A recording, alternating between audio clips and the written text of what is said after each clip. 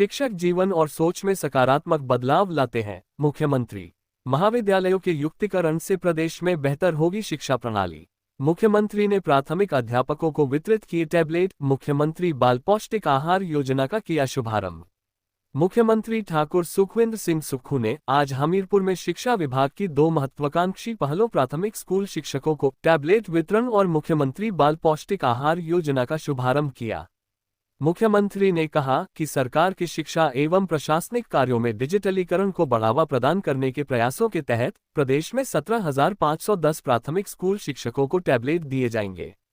इस नवीन पहल का उद्देश्य शिक्षण कार्यों में आधुनिकीकरण को बढ़ावा देना, डिजिटल शैक्षणिक संसाधनों तक पहुंच सुनिश्चित करना और उपस्थिति दर्ज करने और डाटा अपडेट करने जैसे प्रशासनिक कार्यों को सरल बनाना है। इस सुविधा से शिक्षा में गुणात्मक सुधार होगा और शिक्षक बच्चों के लिए शिक्षा संबंधी सामग्री को प्रभावी तरीके से पेश करेंगे। इसके अतिरिक्त इन टैबलेट के माध्यम से अध्यापक ऑनलाइन प्रशिक्षण कार्यक्रमों में भाग लेकर अपना ज्ञानवर्धन कर सकेंगे।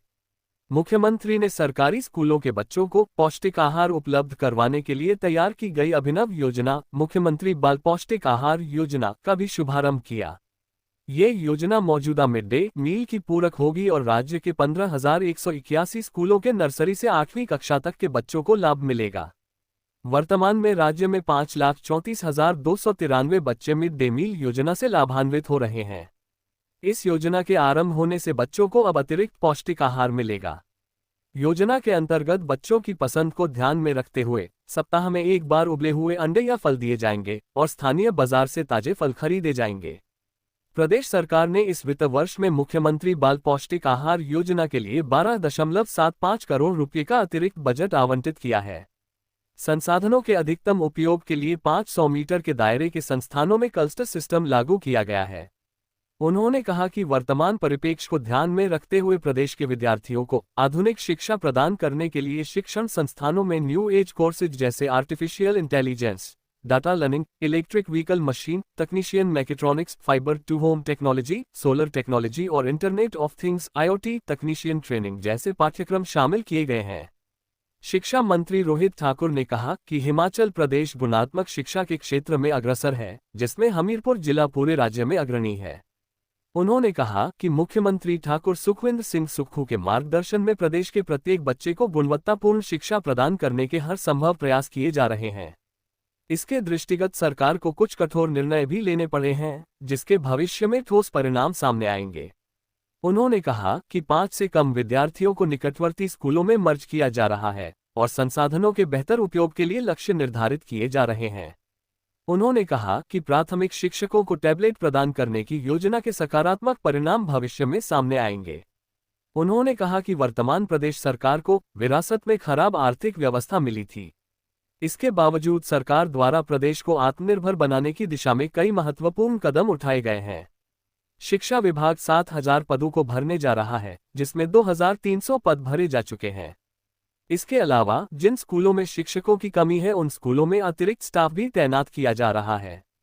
तकनीकी शिक्षा मंत्री राजेश धर्मानी, विधायक सुरेश कुमार, कैप्टन रणजीत सिंह राणा और विवेक शर्मा, कांगड़ा सहकारी प्राथमिक कृषि एवं ग्रामीण बैंक के अध्यक्ष रामचंद्र पठानिया, APMC के अध्यक्ष अजय शर्मा, पूर्व विधायक अनिता वर्मा, सोहन लाल और मंजीत डोगरा, कांग्रेस नेता डॉक्टर पुष्पेंद्र वर्मा, सुभाष धटवालिया और नरेश ठाकुर, उपायुक्त अमरजीत सिंह, पुलिस अधीक्षक भगत सिंह ठाकुर, निदेशक उच्च शिक्षा अमरजीत सिंह, प्रारंभिक शिक्षा निदेशक आशीष कोहली, राज्य परियोजना निदेशक समग्र शिक्षा अभियान राजेश शर्मा, जिला कांग्रेस अध्यक्ष सुमन भारती भी अन्य गणमान्य सहित इस अवसर पर उपस्थित थे।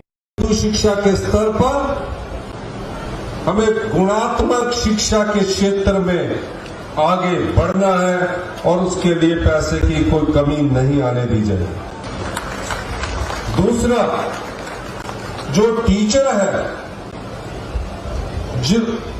जो टीचर हमारे कॉम्पिटिटिव एग्जामिनेशन के थ्रू सेलेक्ट होकर आते हैं, जिन्हें कम से कम 20, 25, 10 सालों का अनुभव है, उन्हें भविष्य की चुनौतियों को कैसे सामना करना है, उनका एक्सपोजर टूर होना चाहिए। और उस एक्सपोजर टूर के तहत पहले बैच के तौर पर हमारे 217 अभ्यर्थियों को सिंगापुर में भेजा गया। और हमने अब ये भी फैसला किया है जो पुराना स्कूल है जिसके पास जगह है वहां भी हम डे बोर्डिंग स्कूल की शुरुआत करेंगे। हमारी कैबिनेट ने एक फैसला किया कि इस एकेडमिक सेशन तक हम किसी भी टीचर को जब तक जरूरत न हुई तो हम उसकी ट्रांसफर नहीं करेंगे, और जो म्यूचुअल करवाने आ रहे हैं उन्हें भी घबराने की जरूरत नहीं है, क्योंकि किसी की हम ट्रांसफर एकेडमिक सेशन में करने वाले नहीं।